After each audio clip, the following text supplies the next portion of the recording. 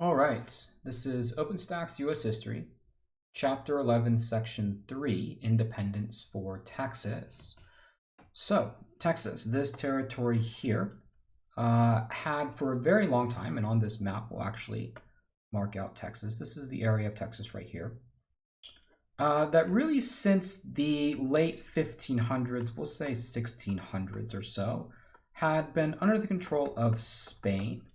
But in 1821, Mexico declares independence, and so Texas became Mexico. So 1821, we're now talking about Mexico here, which is a sovereign nation. And so this was a territory that was attracting, especially in the early 1800s, a lot of American settlers to that particular area. One of the things that was possibly very lucrative in that region was, of course, the expansion of cotton and slavery.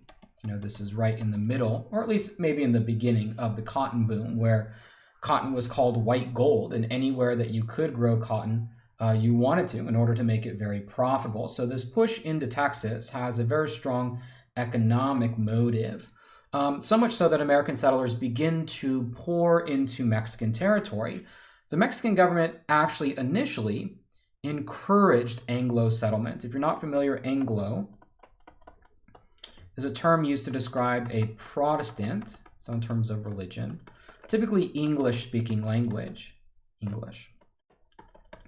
And the people who lived there, either Spanish or Mexican or Tejano, we'll use these terms, were primarily Catholic and Spanish-speaking, right? So there is a slight religious difference and also a difference in language. So the Mexican government actually encouraged American or Anglo settlement, and the hope was that, by inviting Anglos over, they would hopefully, develop the land, and that could potentially be turned into dollars, right? Texas was a sparsely populated area on the fringe of Mexico, is way out in the boonies from, the capital, Mexico City.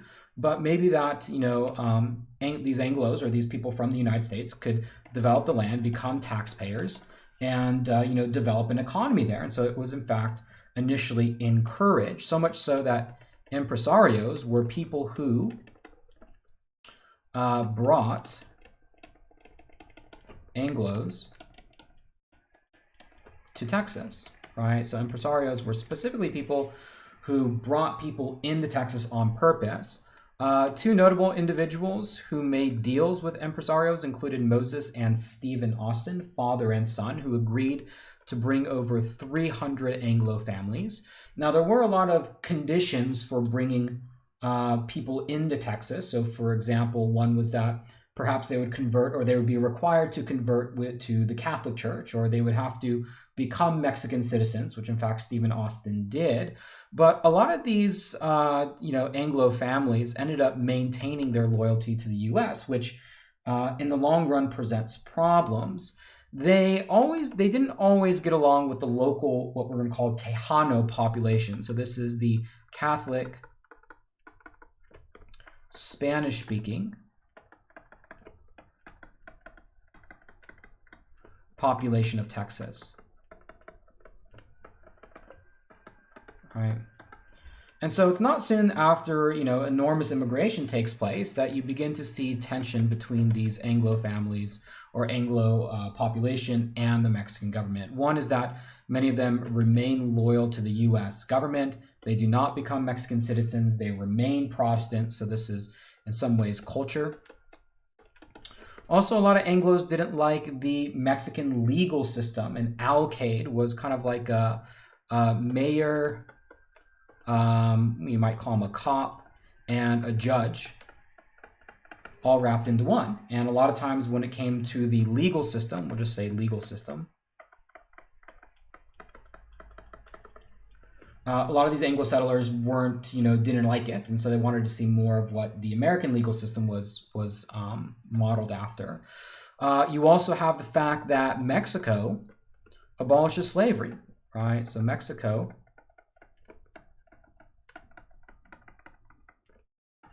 can't spell that right. Abolishes slavery. And many of these families that come to Texas for the economic opportunity are bringing their slaves with them. So that causes some tension there. You have one individual, Hayden Edwards, who leads a failed revolt against against Mexico, right? Failed revolt against Mexico.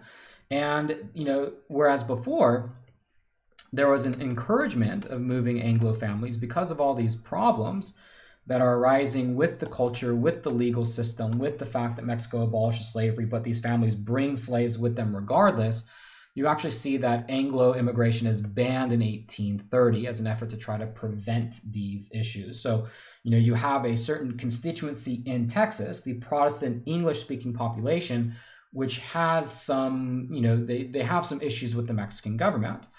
Now, General Antonio Lopez de Santa Anna, who you see pictured here in his military garb, abolishes state governments in an effort to make himself essentially the military dictator of Mexico, right? So he becomes the military dictator of Mexico.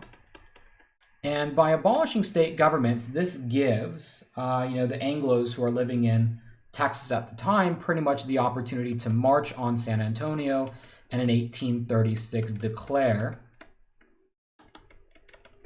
independence from Mexico. And that's exactly what happens.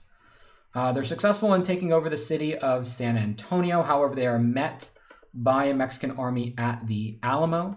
At the Battle of the Alamo, you had 200, we'll just call them Texans, because they were people who were fighting for Texas independence. Many of them were Anglo, originally from the United States, but there were some Tejanos who also hoped to become independent as well, mainly for economic reasons, but for other reasons as well. But the Battle of the Alamo was a decisive Mexican victory. In fact, many, including Davy Crockett, were killed at the Alamo. In fact, all were killed. It was one of those, episodes of kind of fight to the death. And here's a photo of the Alamo, which was a, old Spanish fort or a Catholic mission or something like that. Anyways.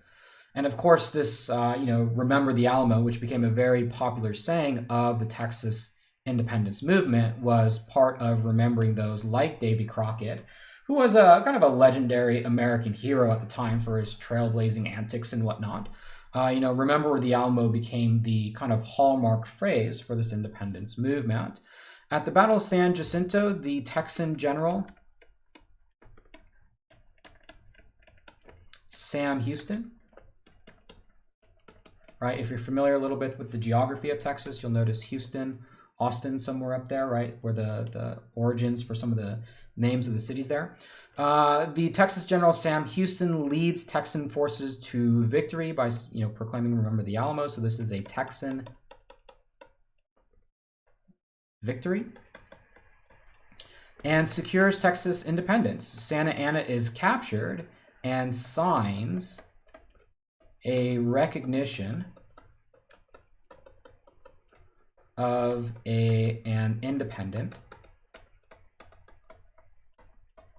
Texas, right? So all of these events here, right, from this area here is, we call this the Texan Revolution, which is Texas breaks away from Mexico, right? That's what's going on. However, Santa Anna, who was captured, was forced to sign this treaty, so Texas becomes independent. However, the Mexican Congress refuses to give up Texas. So we got a problem here, right? We have an independent Texas acknowledged by General Santa Anna, who's essentially made himself dictator of Mexico, but the Congress in Mexico refuses to acknowledge it. There's really no question for the people in Texas, which was also called the Lone Star Republic. So this idea of Texas being the Lone Star State is because Texas was the only state to be an independent nation. Right, so Texas was its own country before it became a state. But almost immediately, those who supported the independence against Mexico wanted annexation, which is to become part of the U.S. And this became known as the annexation controversy. In the U.S., right? The annexation controversy. Should Texas be added as a state or should it not? And there was, debates to be had on both sides. Pretty much what it boiled down to was that the North said no, and the South said yes. And you could imagine why that was. And of course, the issue that was central there was, of course, slavery. Because think about Missouri, right? If Texas gets added to the Union, that's one more slave state to support the Southern position on everything, not just slavery. And the North said, no, we don't want Texas as a state because same reason. That's going to add another slave state and give the South even more political power. The Lone Star Republic modeled itself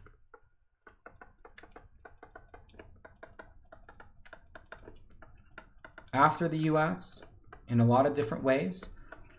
In certain ways, it certainly was a white republic, in the same way that the United States was. That slavery was made legal and was protected there, much like a lot of the other southern states in the United States.